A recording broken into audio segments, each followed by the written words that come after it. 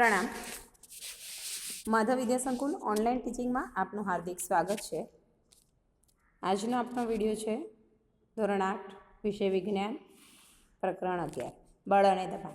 આપણે અગાઉના વિડીયોની અંદર દબાણના સૂત્ર વિશેનો અભ્યાસ કરી ચૂક્યા છીએ. દબાણ એટલે બળ ભાગ્યા ક્ષેત્રફળ, એટલે કે એકમ ક્ષેત્રફળ દીઠ લાગતા બળને આપણે દબાણ કહીએ છીએ. એટલે ટૂંકમાં આપણે એટલું સમજ્યા હતા કે જ્યારે કોઈ ક્ષેત્રફળ ઓછું હોય તો દબાણ વધુ અને ક્ષેત્રફળ વધુ હોય તો દબાણ આપણને ઓછું મળે છે. હવે આપણે થોડાક ઉદાહરણો દ્વારા સમજીશું. તમે અહીંયા બતાવેલા ચિત્રમાં તમે ઘણીવાર જોયું છે, આ વ્યક્તિ છે કુલી. કુલી પોતાના માથા પર જ્યારે બોજો ઉઠાવીને જતો હોય છે ત્યારે તમે ખાસ જોયું હશે કે પોતાના માથા પર એક કપડાનો પહોળો ભાગ વીંટાળી અને મૂકે છે, જેને આપણે સાદી ભાષામાં ઈંઢોણી બનાવીએ અથવા કોઈ મોચીલું એવું કહેવામાં આવે છે. હવે એ આવું શા માટે કરે છે? એના માથામાં વાગે એટલા માટે. તો શા માટે કરે છે? તો અહીંયા પણ આ કુલી છે એ વિજ્ઞાનનો ઉપયોગ કરે છે. તો એ પોતાના માથાનું ક્ષેત્રફળ, કારણ કે જો સીધે સીધું આ વજનદાર વસ્તુને માથામાં મૂકવામાં આવે તો તે માથાના બરાબર વચ્ચેના ભાગમાં આવે, કારણ કે આપણું માથું ગોળ હોય છે એટલે ત્યાં માત્ર વચ્ચેના ભાગમાં જ અડશે. વચ્ચેનો ભાગ કેવો હશે? એકદમ નાનો, કારણ કે અણીદાર છેડો છે એ ખૂબ નાનો હશે. એટલે કુલીઓ પોતાના માથા પર એક કપડાને ગોળ વીંટાડીને રાખે છે, જેના કારણે શું થાય છે? એ માથાનું ક્ષેત્રફળ વધે છે અને ક્ષેત્રફળ વધી જાય એટલે દબાણ ઘટી જાય. એટલે કે જે સીધે સીધું બળ બરાબર માથાના મધ્ય ભાગમાં આવતું હોય એના કરતાં એ થોડા પહોળા ભાગ ઉપર, એટલે કે કપડાના ભાગ ઉપર વીંટાઈ જાય છે અને એ બોજાને સરળતાથી ઉચકી શકે. નહીં તો સીધું સીધું મધ્યમાં મૂકવામાં આવે તો તે ઉપરનું વસ્તુ છે આમ હાલક ડોલક થયા કરે અને એના કારણે એ વસ્તુને સ્થિર પણ રાખી શકે છે અને દબાણને ઘટાડી પણ શકે છે. તો માટે કુલીઓ બોજ ઉપાડતા પહેલાં પોતાના માથા પર એક કપડાને ગોળ વીંટાડીને રાખે છે. અહીંયા આવું કારણ પણ પૂછાય છે, સ્વાધ્યાયમાં હશે અથવા તો આપણે તૈયાર કરી લેવાનું કે કુલી શા માટે આવું કપડું વીંટાડે.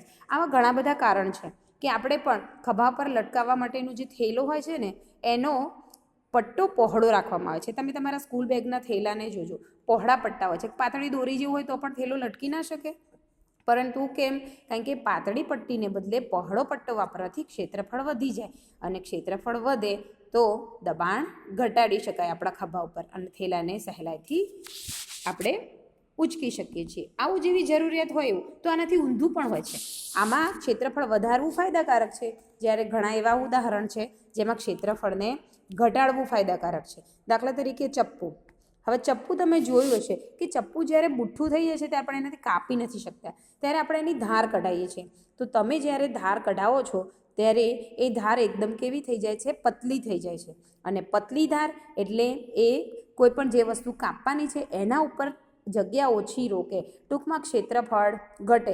અને જો જાડી પટ્ટી લઈ અને તમે કાપવાનો પ્રયત્ન કરો તો જાડી પટ્ટીનું ક્ષેત્રફળ વધારે હોય, જેના કારણે આપણે દબાણ ક્ષેત્રફળ વધારે તો દબાણ કેવું આવશે?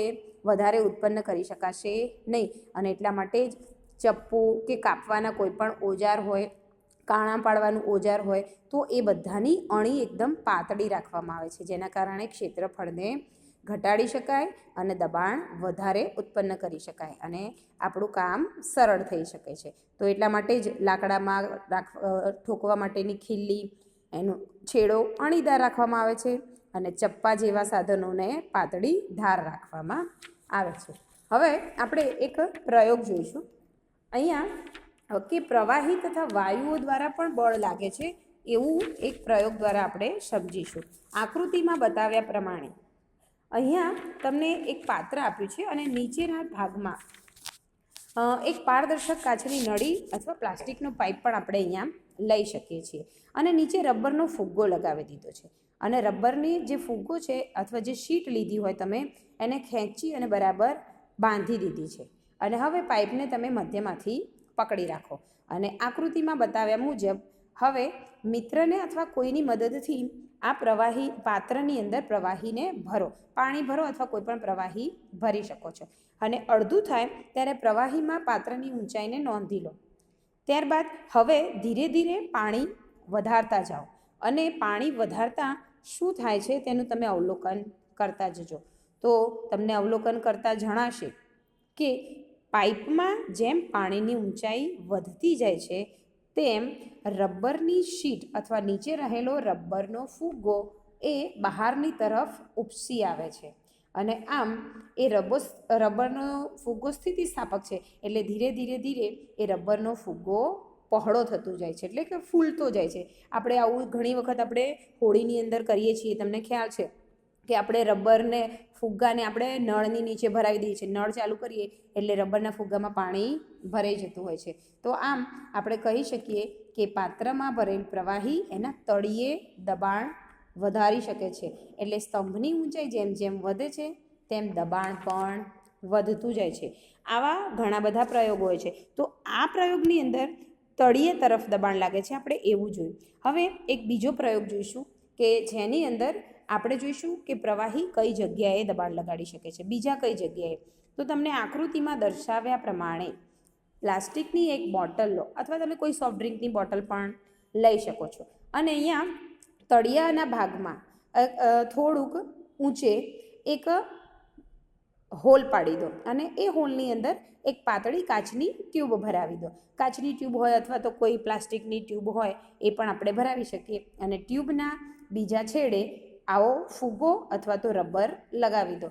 અને હવે આ જે હોલ છે એની આસપાસ લીકેજ ન થાય તેના માટે મીણ લગાવી દો, અથવા તો તમે ગ્લુ ગન વડે એને ફિટ કરી દો, જેથી પાણી લીકેજ ન થાય. અને હવે આકૃતિમાં બતાવ્યા પ્રમાણે આવી રીતનું સાધન તૈયાર કરી અને હવે ધીમે ધીમે આ પાત્રમાં પાણી ભરતા જાઓ. એટલે બોટલમાં તમે જેવું પાણી રેડવાનું ચાલુ કરશો એવું તમને જોવા મળશે કે જ્યાં કાચની ટ્યુબ લગાવી છે ત્યાં આગળ પાણી આવી જશે. એટલે એ પાણી એ ધીરે ધીરે ધીરે એ રબરની શીટની અંદર દાખલ થતું જશે. અને આમ રબરની શીટની અંદર દાખલ થઈ અને ધીરે ધીરે ધીરે એ રબરનો ફુગ્ગો પણ પાણીથી ભરાઈ જતો હોય છે. તો આપણે આગળના પ્રયોગમાં જોયું હતું તળિયા પર, પણ અહીંયા તળિયા પર કોઈ વસ્તુ હતી નહીં, એટલે એણે શું કર્યું, પાત્રની દિવાલ તરફ દબાણ લગાડ્યું. તો આમ આપણે એવું પણ કહી શકીએ કે પ્રવાહી ભરેલું પાત્ર એ જેમ જેમ એની ઊંચાઈ વધે છે સ્તંભ પાણીની, અથવા તો એની અંદર દબાણ વધે તો એ પ્રવાહી પાત્રની દિવાલ ઉપર પણ દબાણ ઉપસાવી શકે છે. હવે આવો સાદો પ્રયોગ, રબરનો ફુગ્ગો ને બધું ન હોય તો તમે એક સાદા પ્રયોગ વડે પણ આને સમજી શકો છો, જે આકૃતિમાં બતાવ્યો છે. હવે તમે પ્લાસ્ટિકની એક આવી બોટલ લઈ અથવા કોઈ પણ ખાલી પાવડરનો ડબ્બો, સોફ્ટ ડ્રિંકની બોટલ એવું લઈ અને બોટલના તળિયા પાસે ચારેય દિશામાં એક સરખા છિદ્ર રાખો અને આ છિદ્રો તળિયાથી સમાન ઊંચાઈ પર હોય એવું ધ્યાન રાખો. હવે તમારે આ બોટલની અંદર પાણી ભરી અને અવલોકન કરતું જવાનું છે. તો તમને દેખાશે કે છિદ્રો ચારે એક જ જગ્યાએ છે. તો જેમ જેમ પાણી અંદર દાખલ થશે તો એમ એમ છિદ્રોમાંથી પાણી એક સમાન રીતે, એક સમાન અંતરે જ પડતું જાય છે. તો આમ આપણે કહી શકીએ કે માત્ર એક જ દિશામાં, આગળના પ્રયોગમાં એક જ બાજુ છિદ્ર હતું, જ્યારે આમાં ચારે તરફ છે તો આમાં પાણી પણ ચારે તરફ નીકળે છે. એટલે એવું જરૂરી નથી કે માત્ર એક જ દિશામાં પાણી જાય. તો આવી રીતે પ્રવાહી એ પાત્રની સમક્ષિતિજ કહેવાય આને, એટલે ચારે બાજુ ગોળ ફરતું. તો સમક્ષિતિજ દિશામાં અથવા સમક્ષિતિજ અંતરે દબાણ લગાવી શકે છે. એટલે એક સરખી ઊંડાઈએ પાણીનું દબાણ પણ એક સરખું જ લાગે છે. આમ આ બધા પ્રયોગો પરથી આપણે એટલું પુરવાર કરી શક્યા કે પ્રવાહી એ પાત્રના તળિયા પર દબાણ લગાડે છે અને પ્રવાહી એ પાત્રની દિવાલ પર પણ દબાણ લગાડે છે. હવે આપણે જોઈશું કે પ્રવાહી પાત્રની દિવાલ ઉપર દબાણ લગાવતું હતું એટલે ફુગ્ગો ફૂલાવી શક્યા, અને આપણે ફુગ્ગા વગર પણ આ પ્રયોગનું પુનરાવર્તન કરી જોયા. તો હવે વાયુઓને પણ જે પાત્રમાં ભરવામાં આવે તેના પર એ દબાણ લાગે છે. પ્રવાહી માટે આપણે સાબિત કરી દીધું. હવે જોઈશું વાયુ માટે. તો અહીંયા તમને આકૃતિ 11.17ની અંદર એક ખાલી પાત્ર બતાવ્યું છે અને આ પાત્રની અંદર તમે જોઈ શકો છો કે એની અંદર હવા ભરેલી છે. તો હવે આવા વાયુ ભરેલા પાત્રમાં પણ આપણે જોઈએ કે હજારો કિલોમીટર સુધી હવા ફેલાયેલી છે. તો વાયુઓ પણ પ્રવાહીની જેમ જ એકમ ક્ષેત્રફળ દીઠ દબાણ લગાવી શકે છે. તો માટે અહીંયા આપણે દબાણની વ્યાખ્યા તૈયાર કરીશું કે એકમ ક્ષેત્રફળ દીઠ લાગતા બળને દબાણ કહે છે. કે જો આપણે કોઈ નળાકારની અંદર હવા ભરેલી છે ને એવો વિચાર કરીએ તો આપણે જોઈ શકીશું. અને આવું આપણે 6થા ધોરણમાં પ્રયોગ જોયેલો છે કે એક ફુગ્ગામાં હવા ભરો, 2 ફુગ્ગામાં હવા ભરી અને દિવાલના સળીના 2 છેડે એને લટકાવો, ત્રાજવાની જેમ. ત્રાજવાના એક છેડે હવા ભરેલો ફુગ્ગો, બીજા છેડે પણ સમાન હવા ભરેલો ફુગ્ગો લટકાવો અને એકની હવા કાઢી નાખો તો તરત જ તમને જોવા મળે છે કે એ હવા ભરેલો ફુગ્ગો છે એ ત્રાજવું તરત નીચું નમી જાય છે. તો આના ઉપરથી સાબિત કરી શક્યા છીએ આપણે કે હવાને પણ વજન છે અને હવા પણ દબાણ લગાવે છે. તો જો આ પ્રવાહી ભરેલું વાયુ ભરેલું પાત્ર એ આપણા માથા પર મૂકી દેવામાં આવે તો આપણે એવું સમજી શકીએ કે જે વાયુ છે એ આપણા માથા ઉપર પણ દબાણ લગાડતો હશે એવું આપણે કહી શકીએ. તો હવે વાયુ જો આપણા માથા પર દબાણ લગાડે છે તો શા માટે આપણે કચડાઈ જતા નથી? પણ એક એવો સવાલ થાય ને કે વાયુ દબાણ લગાવતો હોય તો આ દબાણના કારણે આપણે કચડાઈ જવા જોઈએ, પરંતુ આવું થતું નથી. એનું કારણ શું છે? ખ્યાલ છે કોઈને? તો કારણ એ છે કે વાયુ આપણા શરીરની અંદર પણ રહેલો છે અને આપણી આસપાસની રહેલી હવા એ આપણા શરીર ઉપર અથવા આપણા માથા પર દબાણ લગાડે છે, પરંતુ આપણા શરીરની અંદર રહેલી હવા કરતાં એનું દબાણ ઓછું છે, માટે આપણે કચડાઈ જતા નથી અને પરિણામે આપણે વાતાવરણના શરીરના અંદરના દબાણ અને બહારના દબાણ એના કારણે બહારથી લાગતા વાતાવરણના દબાણની અસર છે એ નાબૂદ થઈ જાય છે અને જેના કારણે આપણે કચડાઈ જતા નથી. લગભગ વાતાવરણનું દબાણ 10⁵ ન્યૂટન જેટલું લાગે છે અને જેના કારણે આપણે કચડાઈ જતા નથી. તો આમ આપણે કહી શકીએ કે આપણા માથા પર હજારો કિલો વાયુનું દબાણ હોવા છતાં આપણે કચડાઈ જતા નથી. આવો એક તમે આવા રૂટીનમાં એક રબરનો ચૂસક જોયા હશે. આ રબરનું એક જે નાનકડું પાત્ર છે એ તમે વારંવાર ઘણી બધી જગ્યાએ જોઈશે. તમારા ઘરની ટીપોઈની અંદર રમકડા લગાવવા માટે કોઈક દુકાનોની અંદર તમે જોયું છે કે આવી રબરનું એક ચૂસક લગાવી અને એની ઉપર હેંગિંગ કરીને નાના નાના ટોયઝ લગાવ્યા હોય છે.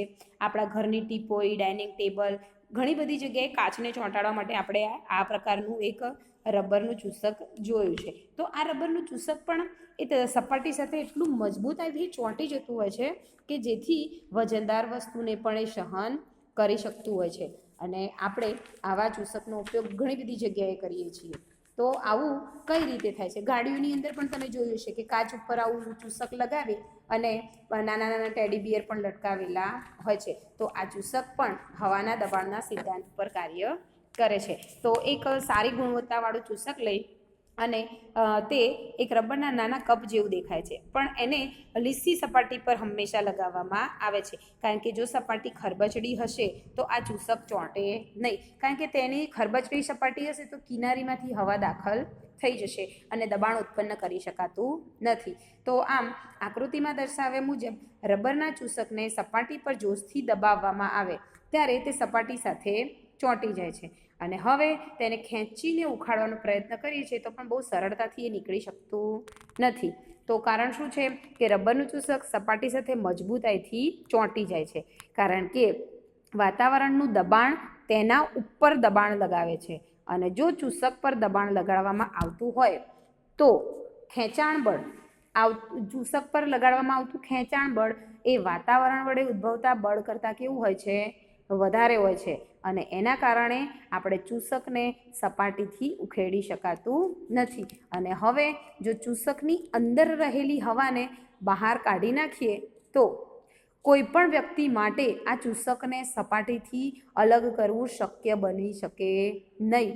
તો આના ઉપરથી સાબિત કરી શકાય છે કે વાતાવરણમાં દબાણનું મૂલ્ય ખૂબ વધુ હોય છે. જો આ ચૂસકની એક પણ હવા ન રહેવા દેવામાં આવે ને તો આ ચૂસકને આપણે આવી રીતે કોઈ પણ રીતે અલગ કરી શકતા નથી. તો આવો એક સિદ્ધાંત ઓટો વાન ગેરિક નામના વૈજ્ઞાનિકે આવો એક પ્રયોગ કર્યો હતો અને એ પ્રયોગ એમણે 2 ગોળાકાર અર્ધ ગોળાકાર ગોળાઓ લઈને કર્યો હતો. એમણે 2 પાત્રો લીધા અને એ પાત્રોમાંથી હવા કાઢવાના પંપ વડે એની અંદરની બધી જ હવાને બહાર કાઢી લીધી. એમણે આ પ્રયોગને બહુ નાટકીય રીતે કરેલો હતો. એમણે ધાતુના 2 અર્ધગોળા લીધા જે પોલા હતા અને દરેકનો વ્યાસ 51 સેમી હતો અને આ બંને ગોળાઓને એકબીજા સાથે જોડ્યા અને તેમની વચ્ચેની હવા કાઢી લીધી અને પછી બંનેને વિરુદ્ધ દિશામાં ખેંચવાનો પ્રયત્ન કર્યો અને એટલું બધું ખેંચાણ ઉત્પન્ન કર્યું કે માણસ તો ઠીક પણ એમણે તો ઘોડા પણ લગાવ્યા. 8 ઘોડાઓને બંને બાજુ લગાવ્યા અને આ 2 અર્ધ ગોળાઓને જુદા કરવાનો પ્રયત્ન કર્યો, પરંતુ તેમ છતાં આ ગોળાઓને અલગ ન કરી શકાયા કારણ કે એમણે અંદર રહેલી બધી જ હવા શું કરી નાખી હતી? બહાર કાઢી નાખી હતી અને પરિણામે ત્યાં ખૂબ જ વધુ દબાણ ઉત્પન્ન થઈ ગયું અને જેના કારણે આપણે એટલે અંદરના દબાણની અસર વાતાવરણના દબાણ કરતાં વધારે થઈ ગઈ, જેના કારણે આપણે આ અર્ધગોળાઓને એ અલગ કરી શક્યા નહીં. આમ અહીંયા પ્રકરણ પૂરું થાય છે. પ્રણામ.